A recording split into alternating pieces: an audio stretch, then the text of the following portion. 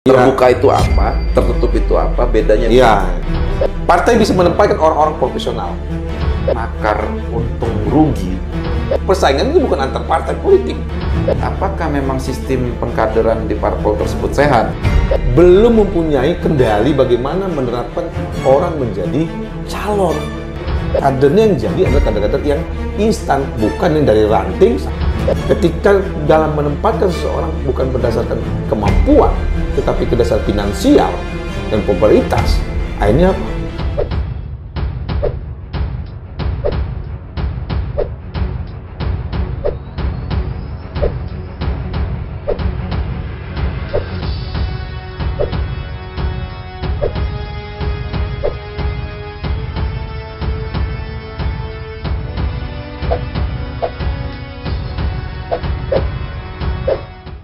Assalamualaikum warahmatullahi wabarakatuh.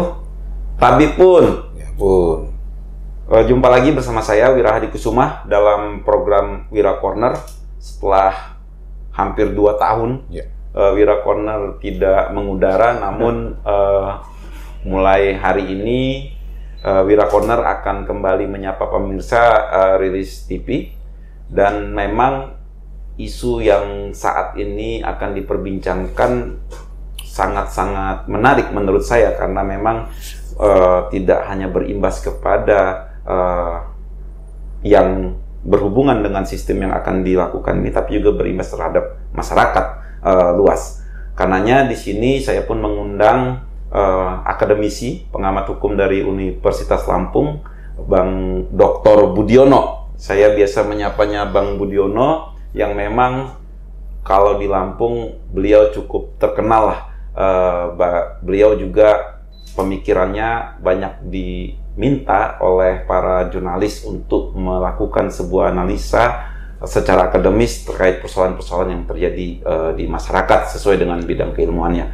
Selamat datang Bang di studio Rilis TV. Iya, terima kasih. Iya. Diundang lagi di Rilis TV. Iya. Sudah lama kita nggak ngobrol-ngobrol nih. Ini kali kedua. Kali kedua. Saya di Wira Corner, Abang, yang memang saya membutuhkan pandangan Abang terkait mengenai sistem pemilu. Sistem pemilu yang sekarang sedang hangat diperbincangkan, mengenai sistem proporsional terbuka tertutup. Kita semua tahu, Bang, kemarin pemberitaan bahwa ada gugatan materi terkait Pasal 168 ayat 2 UU nomor 7 tahun 2017 tentang pemilu, yang itu membuat reaksi dari parpol-parpol. Mungkin di level grassroots masyarakat belum paham, tapi nanti akan paham ketika nantinya itu diputuskan oleh MK. Dan yang digugat itu pun sesuatu hal yang memang menyangkut untuk cara memilih nantinya juga termasuk itu. Nah, dalam gugatan itu, Bang, di sini saya mengundang Abang untuk menakar untung rugi antara pemilu proporsional tertutup atau terbuka.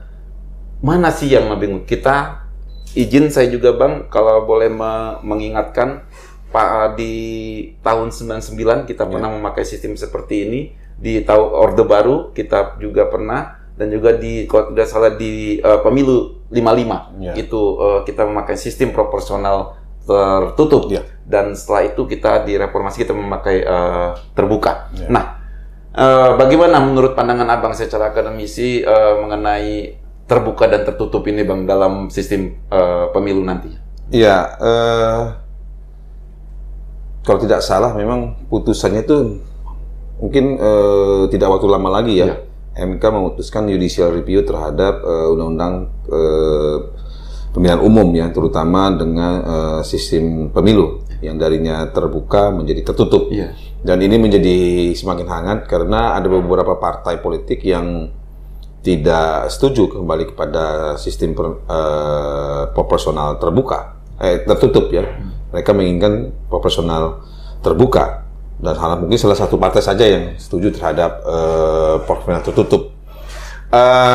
Biasa Indonesia ini kadang-kadang coba-coba gitu kan, tidak ada sebenarnya lagi mencari bentuk ideal yang mana sebelum saya masuk, untung rugi, sistem terbuka dan tertutup semua sistem pasti ada untung dan ruginya Cuman yang kita lihat adalah bagaimana terutama keuntungan yang besar itu dimanfaatkan oleh masyarakat. Dan sebenarnya kita dalam hal mencari bentuk sebenarnya untuk Indonesia, negara Indonesia itu apakah tertutup, apakah terbuka. Ya. Sebelum saya kembali lagi bicara untung rugi, kalau saya dikatakan seharusnya memang MK menolak. Seharusnya. Ya, karena kalau MK, saya tidak menangkap substansi, tapi MK seharus menolak karena menurut saya MK harus konsisten dengan kebijakan. Kadang-kadang dia menerapkan namanya open legal policy. Artinya ini terserah dari pembuat undang-undang. Karena di dalam konstitusi tidak menyebutkan sistem terbuka atau tertutup. Yang penting adalah demokratis lah ibaratnya intinya. Jadi sebenarnya ini kewenangan parlemen untuk menciptakan sistem terbuka atau tertutup. Ya. Terlepas nanti baik buruknya gitu ya. Nah, kalau bicara terbuka tertutup, kerugian hak asasi terutama warga negara yang dilihat, apakah bukan kerugian partai. Nah, kalau kita lihat sistem tertutup itu kan artinya orang memilih tanda gambar. Nah, kita sudah banyak mempraktekkan itu. Dan terbuka itu artinya memilih orang mewakili partai politik. Nah, dalam sistem perwakilan itu kan kita mempunyai media namanya partai politik. Nah, persoalannya kan memang saya lihat kalau untung terbuka ini adalah bahwasanya rakyat mengenal langsung siapa orangnya, siapa wakilnya, karena dia mengkampanyekan dirinya sebenarnya, bukan menginginkan partai. Walaupun dalam hal bahwasanya ketika mereka jadi belum tentu juga untuk kepentingan masyarakat ya. Tetapi kalau saya lihat kalau dia terbuka konsisten juga dong, hak recall itu bukan hanya di partai tapi di masyarakat kan gitu.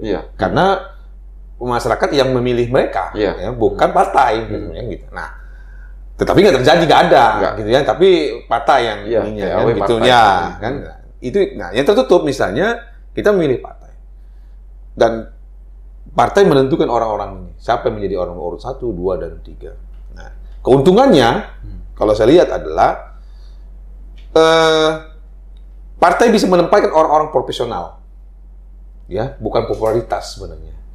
Tetapi orang-orang profesional yang akan duduk di legislatif, baik itu misalnya dia ahli keuangan, ahli hukum, gitu kan, ahli politik, supaya nanti ketika jadi mereka nggak gatek lagi gitu, langsung bisa beradaptasi bagaimana mereka mewakilinya. Itu untungnya tertutup itu. Kedua, tertutup itu juga tidak kalau yang terjadi sekarang ini dengan terbuka ini, persaingan itu bukan antar partai politik. Tetapi persaingan itu di dalam internal partai. Yang banyak yang terjadi seperti itu.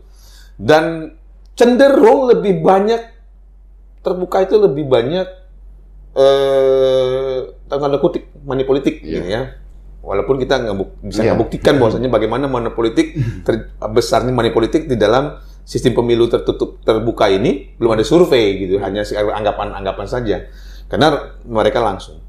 Nah, tertutup ini keuntungannya adalah bahwasanya orang-orang yang berkampanye itu mempunyai partai dan visi misi partai itu. Kalau terbuka, yang dikampanyekan visi misi wakil rakyat, wakil dia sendiri, bukan partai politik. Sehingga loyalitas terhadap partai itu rentan sekali. Jadi saya bisa kenal sama Bang Wira misalnya. Kalau Bang Wira menyalurkan dengan sistem terbuka, pasti saya milih Bang Wira karena saya kenal. Tetapi ketika Bang Wira tertutup, saya akan melihat ideologi partainya. Partai ini bawa misi-misi apa gitu kan untuk memperjuangkan ini kan gitu. Nah, saya akan milih partai. Ini kan menurut saya tadi kita kembalikan bahwasannya kita lagi mencari format sebenarnya. Mana yang ini sama lah seperti kita pilkada itu dipilih rakyat atau dipilih DPR. Nah, persoalannya kalau saya lihat memang ada, kalau saya setujunya sih tertutup. Kalau partai politik kita dalam keadaan sehat. Sehat itu. Tanda kutip maksudnya sehat gitu ya. Maksud Anda tidak sehat atau seperti apa saat ini? Ya, kita tahu bahwasanya kalau dia tertutup, dominan ketua partai politik sangat menentukan sekali. Nah, ini kan perlu ada pengendaliannya supaya tidak terjadi monopoli ketua partai politik. partai yang dulu pernah ada pedoman dalam menentukan caleg itu, kalau nggak salah Golkar. Dia namanya ada PDLT, dia prestasi, dedikasi, loyalitas, dan satu lagi apa gitu yang ininya. Jadi kalau itu dipegang, saya rasa itu sangat baik untuk dalam menentukan calon. Ya kebuktian sekarang setiap partai tidak ada ahli keuangan. Boleh dia memakai tenaga ahli, tapi kan bukan terlalu dominan tenaga ahlinya, hanya membantu ininya. Tapi kan dia yang akan berhubungan dengan eksekutif gitu. Jadi untung ruginya sih banyak. Ya, masing-masing punya kelebihan, masing-masing punya. Tapi kelebihan dari partai terbuka itu artinya rakyat tahu siapa yang diwakili, yang dipilih. Nah, persoalannya kalau sistem itu benar-benar diterapkan, harusnya ada rekor dong dari masyarakat. Oh, ini nggak memperjuangkan ininya. Kita punya hak rekor. Hak rekornya di masyarakat, bukan di partai. Gitu. Nah, ini Bang, apa sebelum kita tadi kan sudah sedikit disinggung untung rugi. Tapi saya yakin tidak semua ini pemirsa Wira Corner paham itu apa sistem proporsional terbuka dan tertutup. Bisa minta tolong jelaskan nggak Pak? Terbuka itu apa? Tertutup itu apa? Bedanya? Ya sederhananya aja kalau ini kan nih. Sederhananya kalau tertutup itu kita akan memilih partai politik. Tertutup. Ya, kalau terbuka itu kita akan memilih orang yang ada di dalam partai politik. Ya itunya bedanya gitu aja. Ya. Kalau partai politik itu artinya jumlah penentuan daripada orang yang mewakili di parlemen itu tergantung dari jumlah suara. Ya, ada bilangan pembagi pemilih kan gitu. Jumlah kursi ini dibagi berapa gitu. Tapi kalau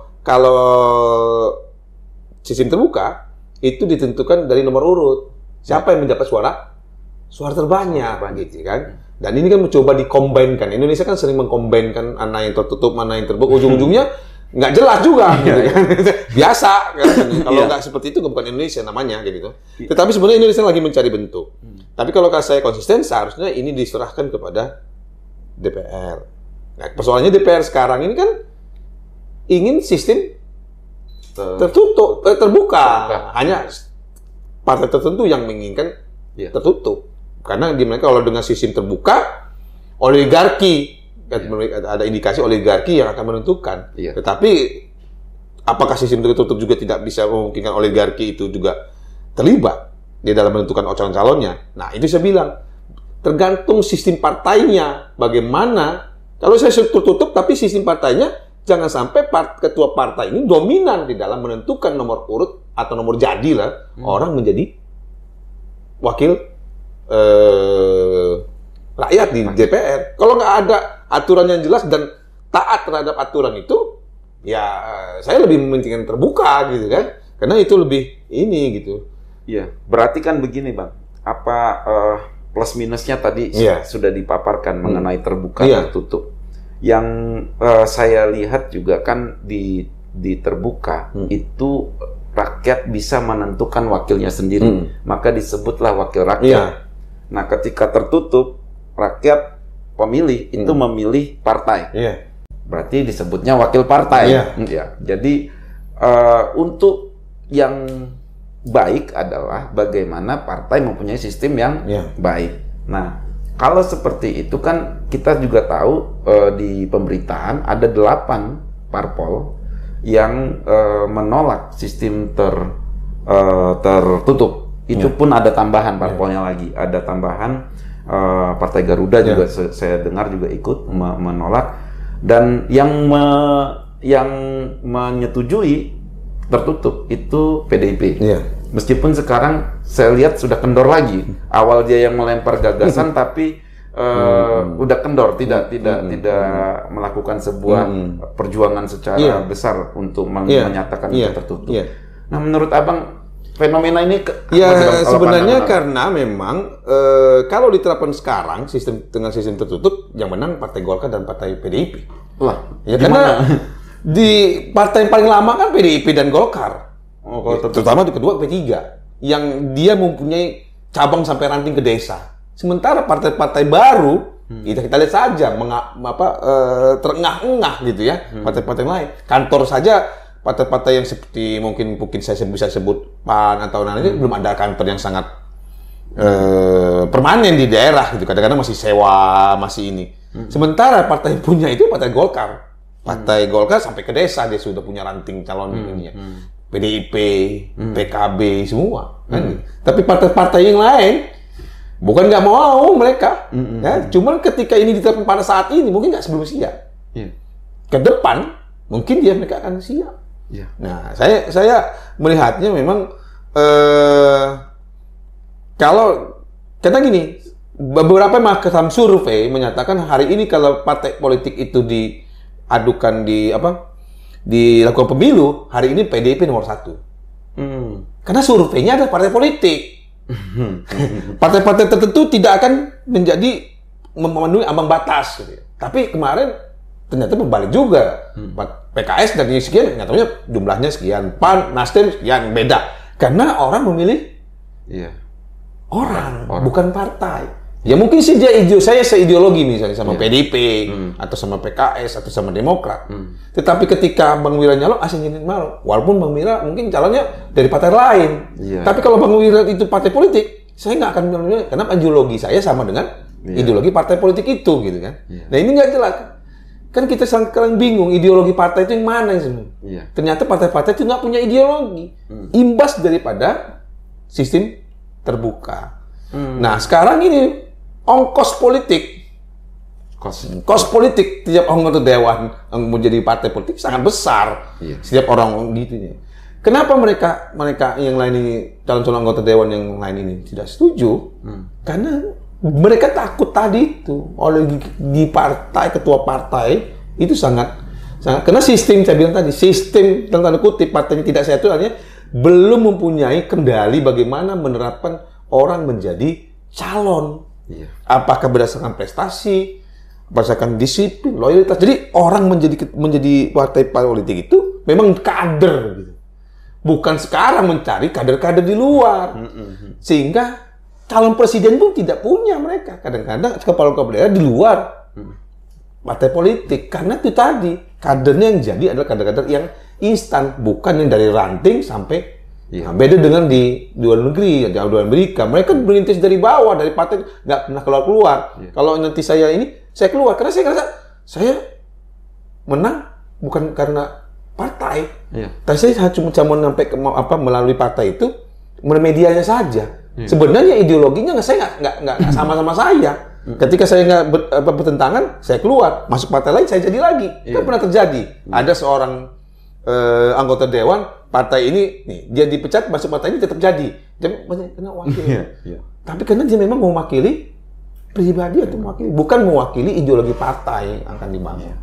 Nah, saya juga melihat Bang, ketika terjadi sebuah MK memutuskan juga tertutup nantinya, misalnya tertutup memutuskan, yang Abang memandangnya sama tidak dengan saya, partisipasi pemilih akan turun. Kalau saya sih melihatnya gini, Pak.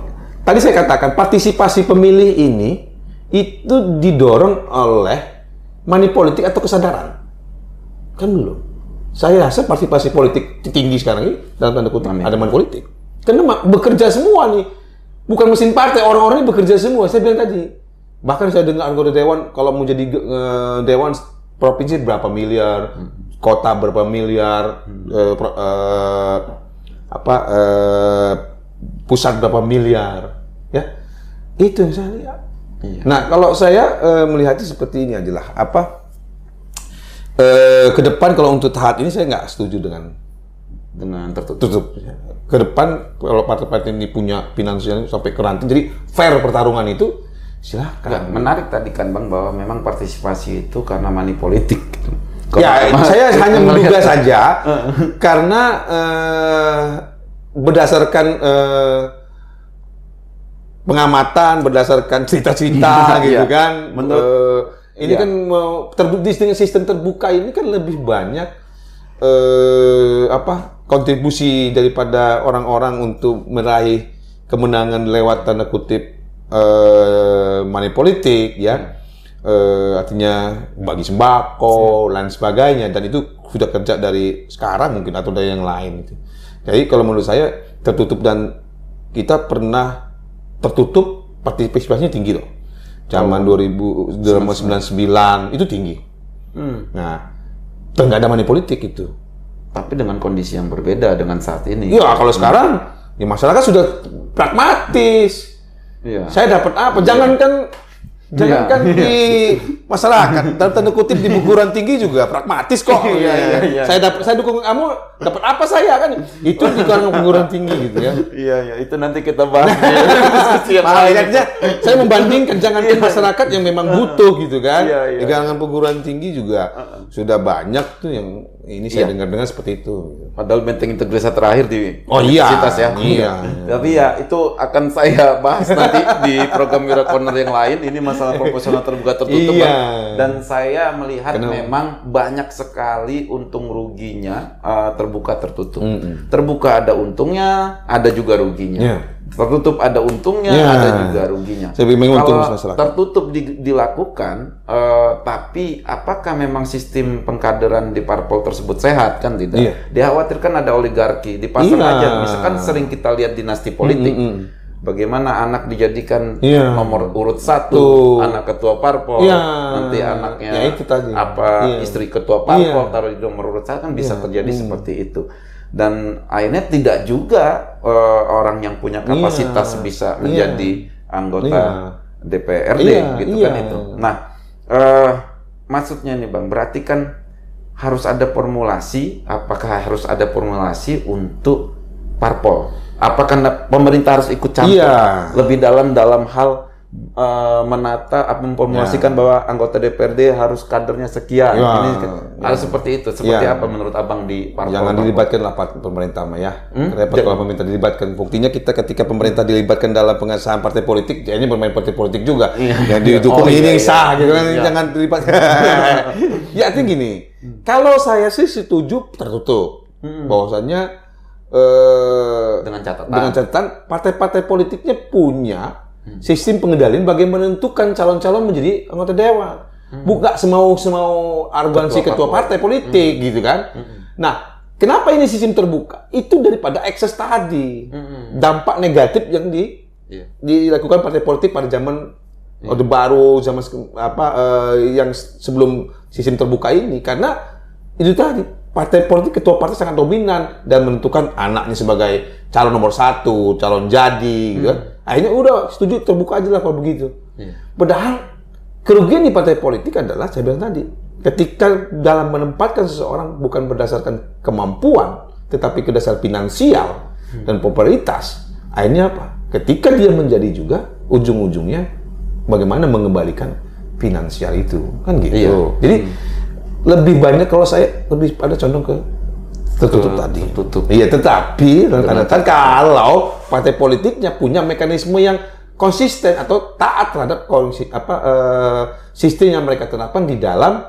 Nah, ini harus diformulasikan juga ketika nggak bisa digugat di mana gitu kan. Tapi karena yang bikinnya undang partai politik juga ketika akan digugat juga dibikinnya samar-samar. Kalau kata parpol buan, apa pemerintah ikut campur kan nanti seperti itu nantinya kan. Akhirnya memang formulasi yang pas ini memang harus menurut Abang harus duduk bersama antara siapa ketika memang ingin tertutup atau memang sudahlah terbuka aja lah seperti ini, tapi budaya money politik makin menjadi. Karena semua bayangkan kalau dia 10 anggota DPRD dalam satu dapil, berarti kan kalau dia ada 150 calon kandidat di saingan di partai politik itu dua mereka, eksternal dan internal. Kalau sistem dalam terbuka ini, dia internal bertarung sama internal sendiri, dan ini nggak bagus menurut saya. Akhirnya bagaimana mengalahkan kawannya kan? Sementara kan visi misi yang kita perjuangkan itu ada di partai politik, ideologinya kan. Tapi nanti kalau tertutup bagaimana caranya dekat dengan ketua partai? Ya ini tadi. Kalau saya lihat dulu Golkar itu punya sistem. Maaf ya, ini Golkar yang saya tahu ya. Dia tadi prestasi, dedikasi, loyal. Walaupun tidak konsisten juga, tetapi bagian besar mereka praktekkan zaman Orde Baru itu. Jadi kader itu memang berjalan. Maka yang masih eksis sekarang kan Golkar. Dia sistem politik mereka sudah ini ya. Dan jarang sekali kita mendengar, makanya ketika Golkar anggota kadernya dia bertahun dia pindah ke tempat lain, dia eksis kan Pak Surya Paloh, Prabowo, kan itu orang-orang Golkar sebenarnya. Ya. terus partai-partai baru itu, kan itu orang-orang Golkar. Karena sistem politik zaman Orde Baru itu sangat baru, sampai keranting. Karena kalau sistem terbuka tertutup sekarang diterapkan, yang menang PDIP dan Golkar. Karena yang tahu masyarakat gambar politik adalah ini. Infrastruktur mereka. Nggak usah bergerak aja dengan gambar. Oh beringin, Ka'bah, Banteng, selesai. Kalau baru ini perlu sosialisasi terhadap gambar, tembiakan biaya. Mendirikan partai itu bukan suatu hal yang biaya ringan lah. Saya paham, Abang tadi bilang bahwa sebenarnya Abang lebih memilih sistem tertutup dengan catatan bahwa karena menghasilkan orang-orang yang berkualitas. Bukan orang yang punya uang. Bahwa parpol dengan catatan parpolnya sehat, punya mekanisme dalam penentuan calon yang sehat. Namun untuk saat ini Abang lebih memilih terbuka. Karena melihat parpol belum begitu sehat. Belum begitu sehat. Belum punya mekanisme sangat tegas dan mereka taat terhadap aturan anggaran dasar dan anggaran rumah tangga mereka. Lantas kapan, Bang, menurut Abang yang waktu yang tepat untuk dilaksanakan tertutup? Sampai parpol sehat atau sampai kalau memang kalau saya setelah pemilu yang sekarang, setelah pemilu saat kita mempersiapkan putusan MK ke situ, arahnya ke sana, dan bisa saja MK membuat putusan dengan menyatakan bahwa partai politik harus punya aturan yang tegas terhadap bagaimana menempatkan orang-orang yang menentukan. Ya kita kan kerok ya tadi Bang Wira menanyakan apa harus pemerintah ikut campur ya? Negara dalam ini Mahkamah Konstitusi, ya karena kapan kita mau selesai? Kapan kita mau bagus gitu kan? Kalau sistem rekrutmen kita salah.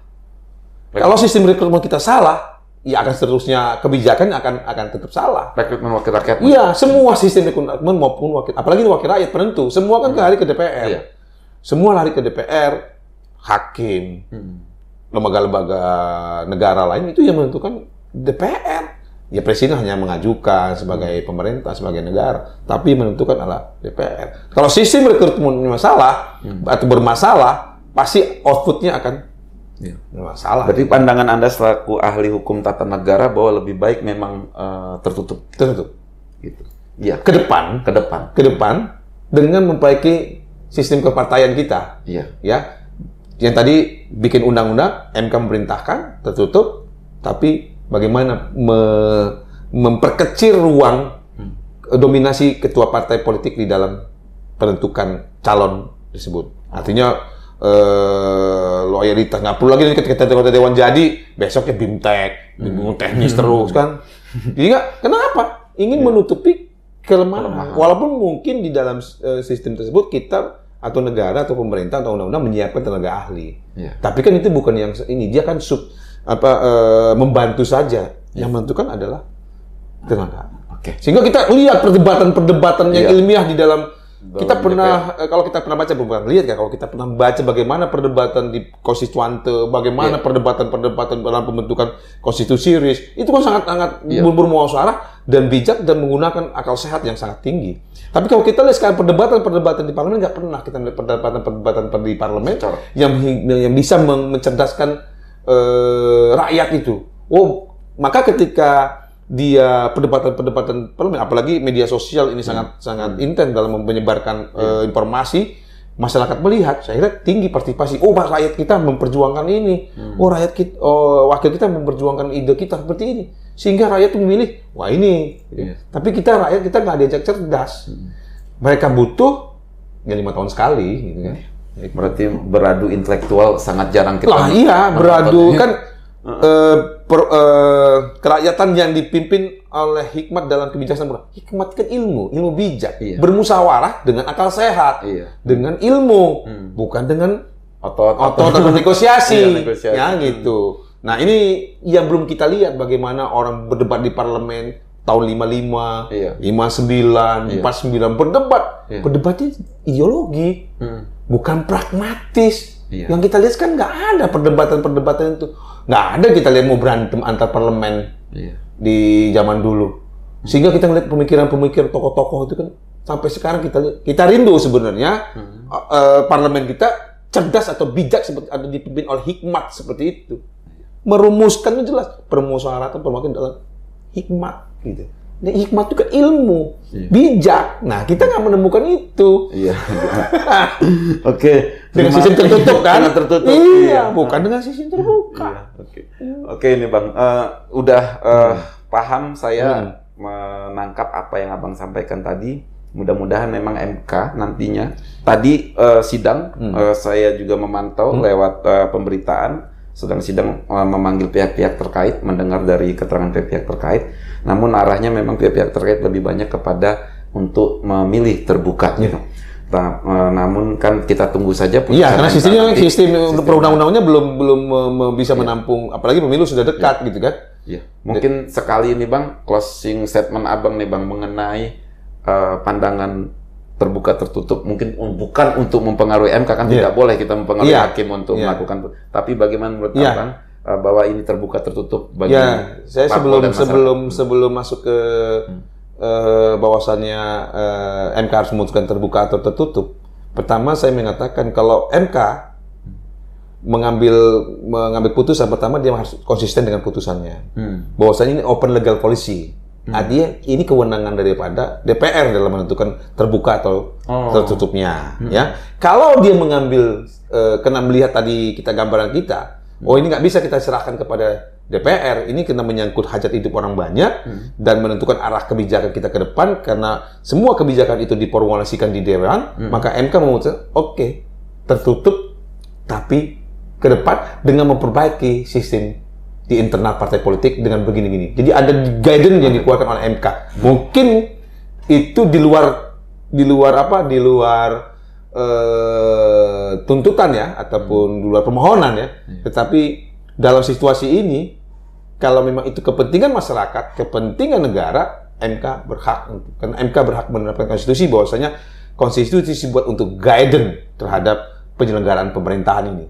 Ya kita nggak bisa lagi ini ya, tapi memang kita juga lagi ini ya agak ini juga ya prihatin ketika 9 hakim MK itu dipolisikan. Bagaimana dalam situasi negara akan menuntut mereka membuat suatu kebijakan yang bijak, negarawan. Sementara di kasus tempat lain mereka akan dipanggil-panggil oleh penyidik polisi karena dalam tanda kutip memalsukan putusan MK ya. Iya, oke. Ya, terima kasih banyak Bang atas kehadiran Abang di sini dan juga terima kasih atas pemikirannya. Semoga bermanfaat bagi saya dan juga bagi publik pemirsa Wira Corner yang menonton di program podcast di Wira Corner bersama Bang Budiono ini. Semoga apa yang ilmu yang Abang sampaikan, pandangan Abang yang sampaikan itu bermanfaat bagi orang banyak.